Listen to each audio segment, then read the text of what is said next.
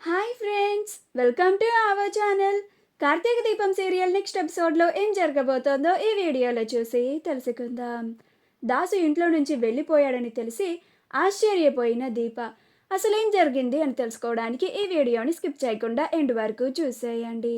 జ్యోత్స్న కాశీ వాళ్ళ ఇంటి నుంచి నేరుగా హడావిడిగా తిరిగి వాళ్ళ ఇంటికి వచ్చి దీప ఏం చేస్తోంది అని దీపని గమనిస్తూ ఉంటుంది. అప్పుడు దీప దూరంగా ఉండి సుమిత్రని చూస్తూ ఉంటుంది. అప్పుడు జ్యోత్స్న, ఇదేంటి ఈ దీప పని చేయకుండా మా అమ్మని అలానే చూస్తూ ఉంది, కొంపతీసి ఈ దీపకి మా అమ్మే దీని కన్న తల్లి అని తెలిసిపోయిందా, అందుకే ఇలా తన కన్న తల్లిని చూస్తున్నట్టుగా చూస్తోంది అని దీపని గమనిస్తూ ఉంటుంది. దీప జ్యోత్స్న తనని గమనించడం చూసుకోకుండా సుమిత్రని అలానే చూస్తూ ఉంటుంది. అమ్మా, మీరు నన్ను ఎన్ని మాటలన్నా సరే, నువ్వు నా కన్న తల్లివి. నేను నిన్ను రోజు ఇలా చూసే భాగ్యాన్ని ఆ దేవుడు నాకు కల్పించాడు. నేను ఇప్పుడు చాలా అదృష్టవంతురాలుగా ఫీల్ అవుతూ ఉన్నాను అని అనుకుంటూ ఉంటుంది. అప్పుడు జ్యోత్స్న దీప దగ్గరికి వచ్చి, ఏంటి దీప, నీ కన్న తల్లిని చూస్తున్నట్లుగా చూస్తున్నావు అని కావాలని అంటుంది. అప్పుడు దీప ఆ మాట వినగానే ఒక్కసారిగా ఆశ్చర్యపోతుంది.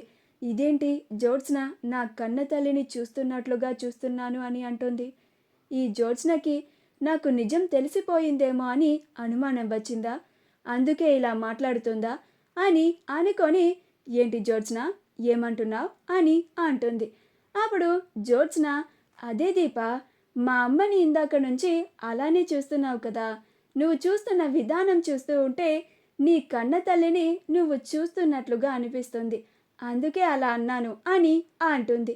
అప్పుడు దీప, ఎంతైనా నాకు సుమిత్రమ్మ గారే అమ్మ అవుతారు కదా అని అంటుంది. ఆ మాట వినగానే జ్యోత్స్న ఆశ్చర్యపోతుంది. ఈ దీప నిజంగానే మా అమ్మని కన్న తల్లి అన్నట్టుగా చెప్పిందా, లేక అమ్మ అనుకుంటున్నాను అన్నట్టుగా చెప్పిందా అని అనుకొని, ఏంటి దీప, మా అమ్మ నీకు అమ్మ ఎలా అవుతుంది అని అంటుంది. అప్పుడు దీప, అదే జ్యోత్స్న, సుమిత్రమ్మ గారు నన్ను కనకపోయినా అమ్మ లాంటి వారే కదా నాకు అని అంటుంది. అప్పుడు జ్యోత్స్న, ఇదేంటి కొంచెం తేడాగా మాట్లాడుతుంది అని అనుకుంటూ ఉంటుంది. దీప, నీకో విషయం తెలుసా అని అంటుంది. అప్పుడు దీప, నువ్వు ఏ విషయం గురించి అడుగుతున్నావో సూటిగా అడిగితేనే కదా నాకు అది తెలుసో లేదో నేను చెప్పగలిగేది అని అంటుంది.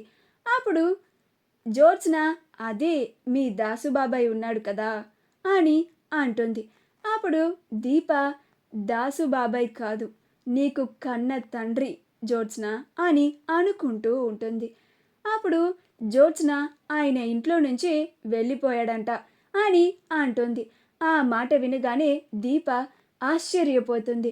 ఏంటి జ్యోత్స్న, దాసుబాబాయ్ ఇంట్లో నుంచి వెళ్ళిపోయాడా అని అంటుంది. అప్పుడు జ్యోత్స్న, నేను మా గ్రాని ఇప్పుడే మా దాసుబాబాయ్ని చూడడానికి వెళ్ళొస్తున్నాము, కాశీ వాళ్ళు చెప్పారు అని అంటుంది.